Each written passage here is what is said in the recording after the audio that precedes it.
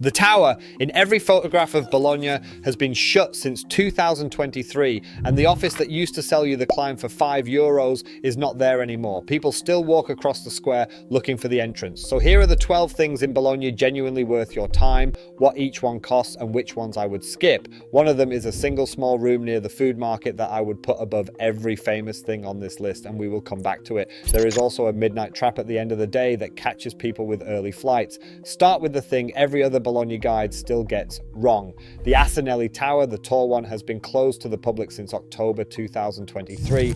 The leaning one beside it, the Garisenda, is wrapped in a stabilizing cage, and engineers are adapting the same pulling machines that saved the tower at Pisa. There is no published reopening date. Some estimates run to 2028. So the climb everybody arrives expecting is not available, and the tourist board itself now points visitors somewhere else. The clock tower on the main square. €10, 7 reduced, and booking is compulsory. They run 3 timed admissions an hour on the hour at 20 past and at 22, and slots sell through, so book it before you fly. It is the first of the 2 bookings this city demands. Next, check which day of the week you are coming, because Bologna is quietly picky about it. The Archiginnasio, the old university building, shuts on Sundays. The Seven Churches complex shuts on Mondays and closes in the middle of every day from 12:30, so it is a morning or late afternoon place. Nothing else on this list takes a full day off, but hours here run shorter than you might expect, and I will flag them wherever they bite. Then the city card, and this is arithmetic worth doing before you buy.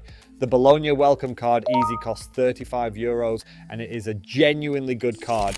But for the things on this list, it covers exactly 2, the clock tower and that small room near the market. That is €18. Earning the other 17 back means a guided walk, a bike, or museums you will not have time for. So buy those 2 tickets on their own and spend the difference on lunch. Getting in is the easy part. The monorail from the airport to the main station takes 7 minutes, costs €12.80 each way, and runs from 5:40 in the morning until midnight. Cheaper buses exist, and a taxi runs €20 to €30, but on a single day the monorail wins.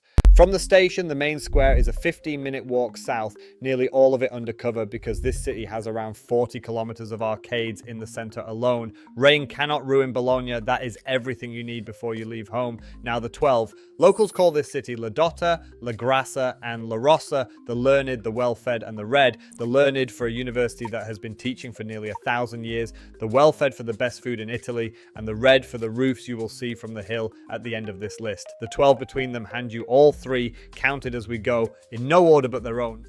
Number 1 is Piazza Maggiore, the big central square, and it is where the city actually happens rather than a stage set for visitors. One whole side is the unfinished front of the basilica, half marble, half bare brick, abandoned mid-build in the 1500s and left that way ever since. Beside it stands the Neptune fountain, a bronze sea god over 3 meters tall that the city has scrubbed, studied, and argued over for 4.5 centuries. Free, obviously, and worth standing in just to get the measure of the place. Walk around the back of Neptune before you leave him. Set into the pavement there is a dark stone slab, and locals will steer you onto it because from that one spot the god's outstretched thumb lines up with his body in a way the sculptor fully intended, and the church censors of the day completely failed to notice. Bologna had been ordered to keep the statue modest. This was his answer, and the city has been enjoying the joke ever since.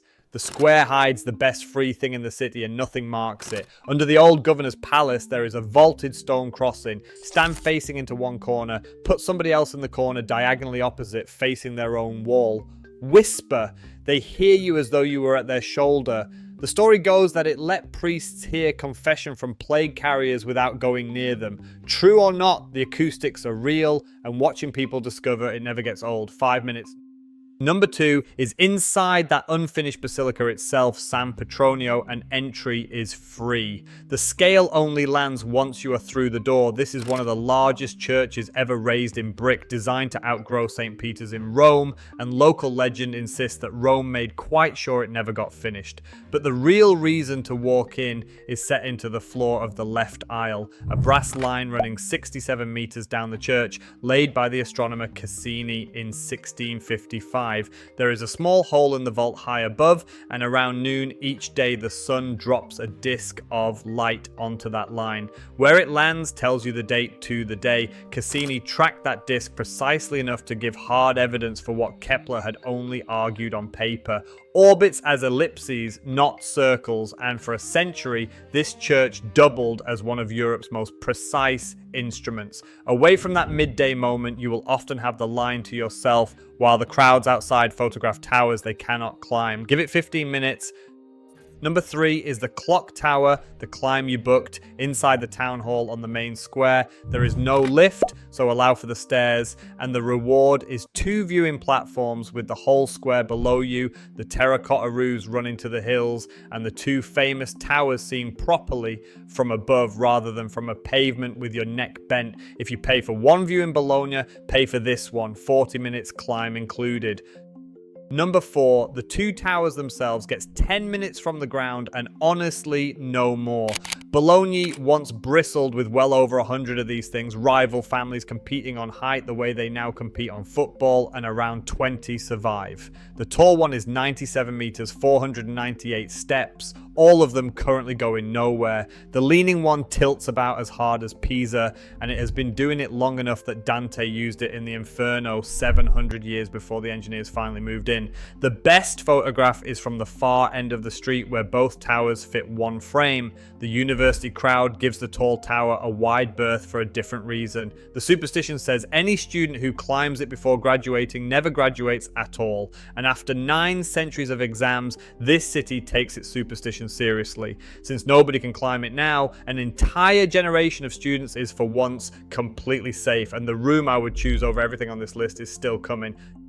Number 5 is the Archiginnasio, the old headquarters of the oldest university in the Western world, teaching since 1088. The courtyard walls carry thousands of painted coats of arms left by centuries of students and professors. Upstairs is the reason to book the Anatomical Theatre, a lecture hall carved entirely from spruce in 1637, where medical students watched dissections beneath 2 carved figures with their muscles exposed, while a church inspector sat in a screen box listening for heresy. And the room you are standing in is itself a resurrection. A bomb destroyed the theatre in 1944, and the city spent years fishing the carved fragments out of the rubble and fitting them back piece by piece into what you see now. €10 with an audio guide, 12 with a live one booked ahead. Visits run from 10 in the morning until 5:30, and the whole building shuts on Sundays, which makes this the one a Sunday visitor genuinely misses. Give it an hour and give most of it to the theatre. Number 6 is the room I promised you. Santa Maria della Vita is a small church on a narrow street of butchers and cheese shops, and inside it stand 7 life-sized terracotta figures made between 1463 and 1490 by Niccolo dell'Arca. They surround the body of Christ, and they are not calm. One woman is caught mid-stride, her clothes still blowing behind her. Mary Magdalene's mouth is open in a scream that has lasted 500 years. Nobody else in that century was carving faces like these. In the 1600s, the hospital next door kept the group hidden from patients, afraid the sight would make them worse. It takes 15 minutes, costs €8 at the door, is open every day from 10 until 6:30, and it will stay with you long after the towers have blurred. If you do one thing you were not planning to do, make it this. Number 7 feeds you. The Quadrilatero is the medieval market quarter tucked behind the main square, a grid of alleys where the fishmongers, butchers and greengrocers have traded since the Middle Ages, and the food hanging in these windows is the original that supermarket imitations around the world are named after. This is where mortadella belongs, slow cooked in this city for the best part of a day, and Tamburini on the corner has been slicing it since the 1930s, a plate at the counter for a fraction of restaurant price. The stalls are at their best in the morning, and some of the old traders still take a long afternoon break, so the quarter you meet at 10 is livelier than the one you meet at 4. Number 8, pause. The Osteria del Sole is a bar down an alley in that same market quarter, in business since 1465, which makes it one of the oldest taverns on earth. It sells wine and beer and absolutely nothing to eat. No kitchen, no coffee, no menu, and the house has liked it exactly that way for 5 centuries. The custom is to carry your own lunch in from the market, order a glass, and share a long table with students, pensioners, and stall holders. Half this city has been turned into something to look at. This is the one place that never noticed. Number 9 costs nothing and takes 2 minutes. On a street called Via Piella, there is a small wooden shutter set into a wall. Open it, and behind it runs a canal, squeezed between the backs of houses with the water nearly touching them. Bologna once ran on miles of canals powering its silk mills, and the last century paved nearly all of them over. This window is one of the few places you can still catch the city that is flowing underneath the one you are standing in. There is usually a queue, wait for it. Number 10 is the proper sit-down lunch, and it comes with a choice worth spelling out. The market counter costs 8 or 9 euros, takes 10 minutes and keeps you moving. A trattoria takes an hour, runs closer to 20 euros with a glass of wine, and is the only real rest this city will offer you. Neither is wrong. If you sit down, get the name right. The dish is tagliatelle al ragu, not the spaghetti bolognese the rest of the world invented, and the kitchens here will happily tell you so. Wide egg ribbons, a slow meat sauce with no garlic and no herbs, and the city is serious about it to the point of comedy. The recipe is registered with the Chamber of Commerce, and so is the pasta's width, 8mm cooked with a brass reference copy kept on file. Expect 12 to 16 euros a plate. The other great local order is tortellini in brodo, little folded parcels served in clear broth, a touch dearer and the right call on a cold day. Either way, the cooking gets better and cheaper one street back from the main square. Number 11 is Santo Stefano, a knot of churches grown into each other over 1,000 years, known as the Seven Churches, even though the count keeps changing. The complex was begun as Bologna's own copy of Jerusalem, a place for pilgrims who would never reach the Holy Land, and it still feels like a maze built from faith. You wander from a plain brick basilica into an 8-sided chapel, into a courtyard holding a stone basin 2 Lombard kings donated in the 700s. And you lose track of which century you are in, which is the pleasure of it. Free with a donation box. Remember the midday shutdown from 12:30, and remember it takes Mondays off. Give it 40 minutes.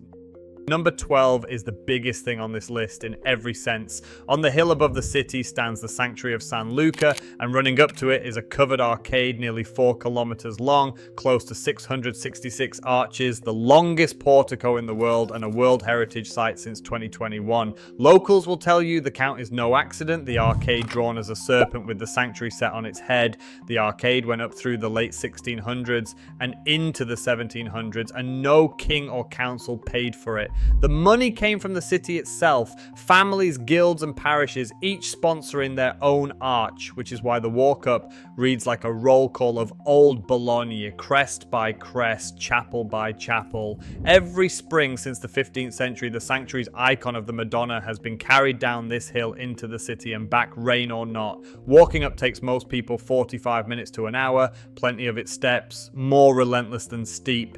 The alternative is the little tourist train from the main square, 15 euros return for adults, 8 for children, about an hour round trip. Either way, the honest budget is 2 hours door to door, and that number decides whether San Luca fits your day.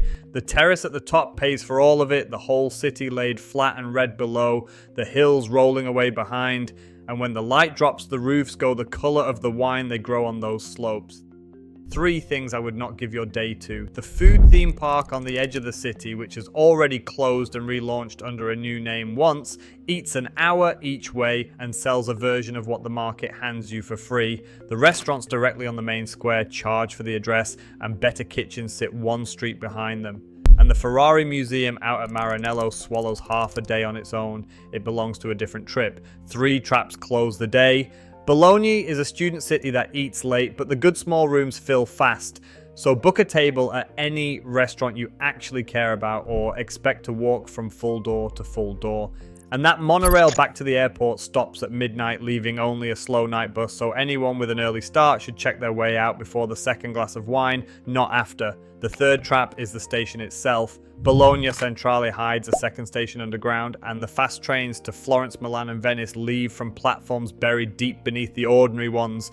A solid 10-minute walk from the entrance with luggage. Travellers allowing 5 minutes for the connection miss trains here every single day. Allow 20 and follow the signs for the high-speed platforms the moment you are through the doors. So that is Bologna, 12 things, and the most expensive ticket among them is 15 15 euros, which you do and in what order is entirely yours. That is rather the point of this city. Everything sits close, and once the bookings are made, the day builds itself around whatever you love most.